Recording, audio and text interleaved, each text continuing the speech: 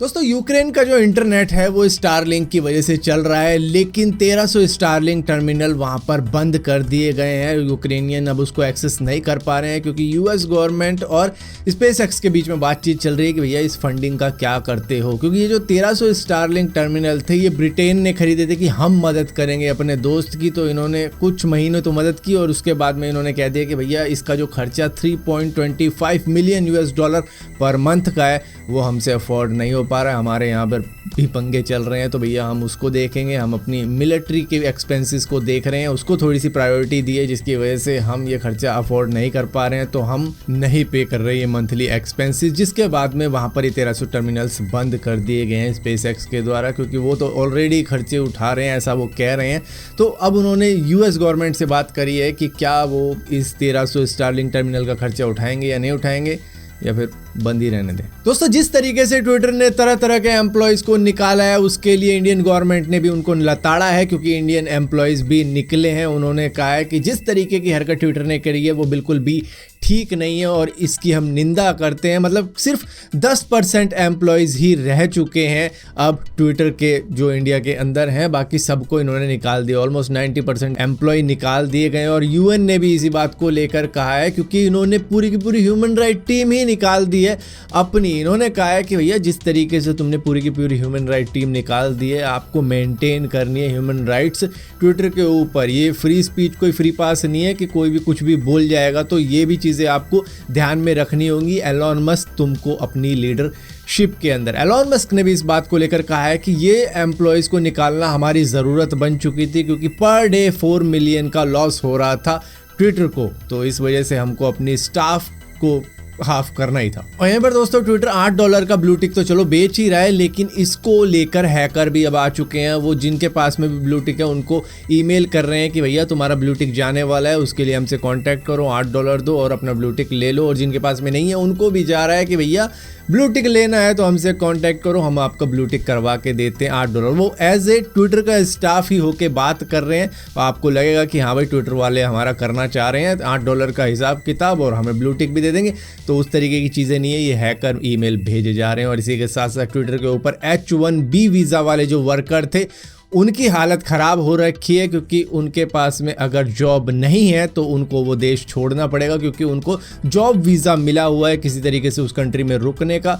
तो भैया उनको तो चाहिए कि हमें ग्रीन कार्ड मिल जाए, कुछ 1-2 साल और रुक जाते तो हमें ग्रीन कार्ड मिल जाता, उसके लिए अप्लाई कर देते। लेकिन एलॉन मस्क ने आके सारा खेल ही बेकार कर दिया है। तो यहाँ पर उनके पास में 60 दिन है कोई ना कोई जॉब पाने के लिए, जॉब मिल जाती है तो वहाँ पर टिकेंगे, वरना अपने देश में वापस आ जाएंगे। और यहाँ पर दोस्तों उन सभी अकाउंट्स को टर्मिनेट किया जा रहा है जो कि एलॉन मस्क की नकल कर रहे हैं। वो दिखा रहे हैं कि हम एलॉन मस्क हैं, तो मतलब किसी तरीके से इम्पर्सनेट कर रहे हैं। हालांकि यूज़र नेम को तो कोई चेंज नहीं कर सकता, लेकिन हाँ अपने ट्विटर हैंडल के नाम को चेंज कर देते तो इस तरीके से लगता है लोगों को कि हाँ भाई एलॉन मस्क ही कुछ ना कुछ लिख रहे हैं। इसी तरीके से एक बंदा भोजपुरी में कुछ ना कुछ लिख रहा था एलॉन मस्क बन के, जिसके बाद में उसका अकाउंट टर्मिनेट कर दिया गया। इसी तरीके से कैथी ग्रिफिन नाम की एक थी, उसका भी टर्मिनेट कर दिया। और बहुत से अकाउंट टर्मिनेट हो रहे हैं जो कि वेरीफाइड हैं और वो एलॉन मस्क की नकल करने की कोशिश कर रहे हैं। तो इस तरीके की हरकत मत करो, वरना आपका ब्लू टिक वाला अकाउंट टर्मिनेट कर दिया जाएगा। बेसिकली यहाँ पर एलॉन मस्क ने एक बात साफ कह दी है कि भैया अब अगर कोई बंदा नाम चेंज करेगा तो उसका जो ब्लू टिक है वो चला जाएगा, उसके लिए फिर उसको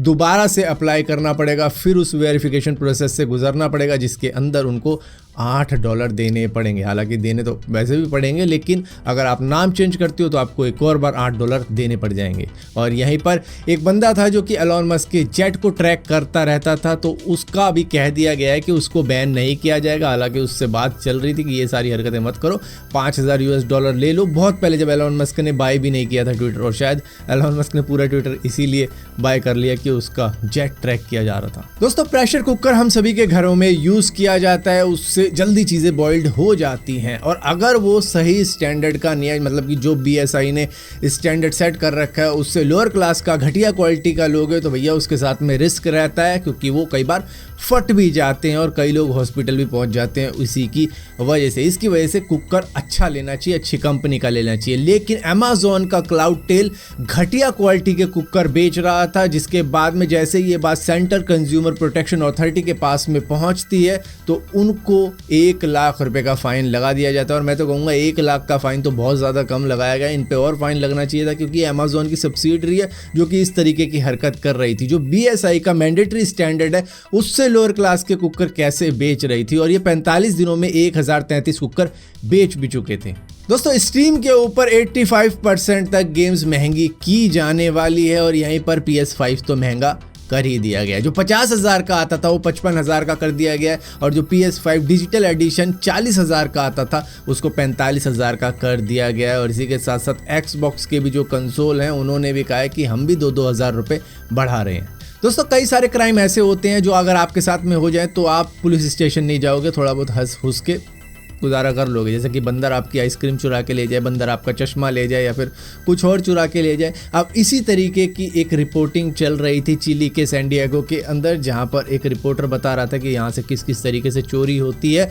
तो तोता आता है, उड़ के उसके कंधे पे बैठता है, और उसके बाद में उसका एक कान का एयरपॉड लेके चला जाता है, और उसकी रिपोर्टिंग फिर भी कंटिन्यू रहती है कि अभी देखो इस तरीके के हालात हैं यहाँ पे, कैसे सेफ रहेंगे हम। दोस्तों फिनलैंड की एक महिला को साफ सफाई से इतना ज़्यादा प्यार है कि वो लोगों के घर अब फ्री में क्लीन करती है। अब आप कहोगे गुजारा किस तरीके से करती होगी। दरअसल ये एक क्लीनिंग कंपनी की सर्विस मैनेजर हुआ करती थी, लेकिन इन्होंने अपनी जॉब क्विट कर दी क्योंकि ये दूसरों के घरों में अब सफाई करती है, वो भी फ्री में, क्योंकि ये टिकटॉक वीडियोज़ बनाती है, उन सभी को रिकॉर्ड करती है और टिकटॉक पर डालती है। इनके करीबन 7.8 मिलियन फॉलोवर है, और इनका नाम है यूरी कैटरीना। दोस्तों स्टारबक्स के को फाउंडर ज़ेव ज़ीगल इंडिया के अंदर आए थे, और बेंगलुरु में जाकर उन्होंने एक आइकॉनिक विद्या भारती भवन रेस्टोरेंट के अंदर बताओ क्या किया। कुछ नहीं किया भाई, चाय पी और डोसा खाया, और उनको पता लगा कि डोसे का मज़ा अलग ही होता है, और इसको देख के तो मुझे खुद भूख लग रही है, डोसा ही खाऊंगा शायद आज।